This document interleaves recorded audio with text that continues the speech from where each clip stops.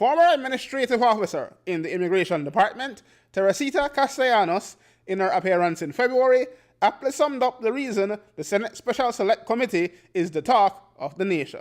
The Immigration Department has an entrenched culture of corruption and hustling, milking the cow, we see, from the very top to the very bottom of the ladder. No politician can force a public officer to do illegal acts when performing our jobs. And if we do, we should face the same consequence.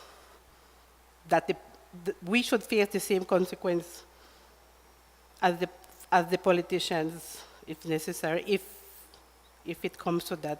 For the Belizean people are demanding justice. There are a few good, honest, and dedicated immigration officers, but there was not enough trusted staff to oversee the daily operations of the sections and at the district offices and border station.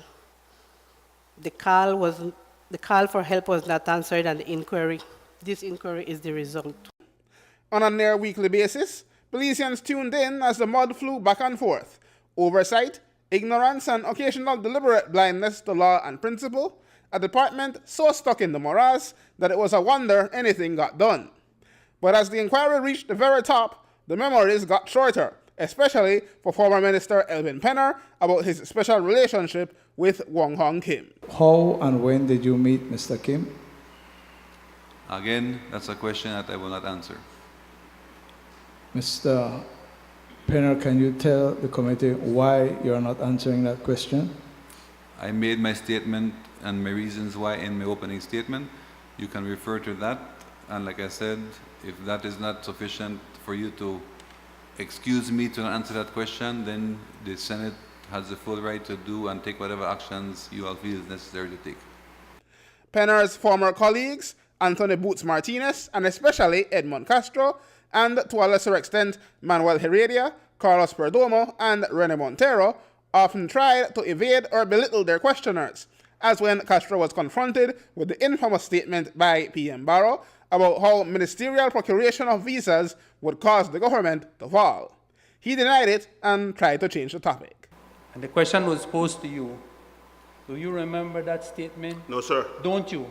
But in court documents, Minister, you answered yes. We in a court right now, Joe? No. Well, No, I Minister. tell you something. I don't remember. You referred us to this statement. And I'm reminding you that you are under oath and that you run the risk of perjury. But I tell you something. We did a Senate hearing to deal with this issue, the recommendation. You make us stick to it now. You know they go to court, man. You don't deal with that.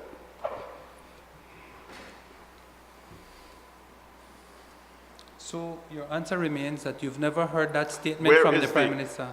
Where is this visa hustle evidence that you guys are talking about? Where is it? Defiance of the top dogs aside, the questions later turned to how to fix immigration's many woes. It won't be easy, as up to the present day, Director of Immigration Diana Locke testified that some will stop at nothing to circumvent the system, even for something as innocuous as queuing up. I have had occasions where I have had to go in. I had a complaint from someone where they went there at, I think it was 4:30 in the morning, and they got number 16. And we reviewed the camera, and we were able to see that not that many people had gone there. What had been happening, the security were making entries into that diary for people who had contacted them. I have no proof whether or not there was a fee paid, but we do know that there were entries being made into the booklet for people. So if you came at 4 in the morning, you may well have gotten number 15. We took steps to address that, and we told them that the numbers would not be issued.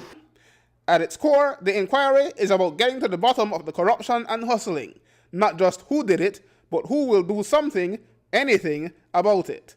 Business Community Senator and Committee Member Mark Lizarraga made clear that it is a team effort. We'll have to wait and see what the majority of the members say, but I certainly believe at this point, it's speaking to a deficiency at the ministry level to properly addressing these things, because we've heard people say in testimony that they knew from the very top to the very bottom. They knew what was happening. You've heard that testimony too.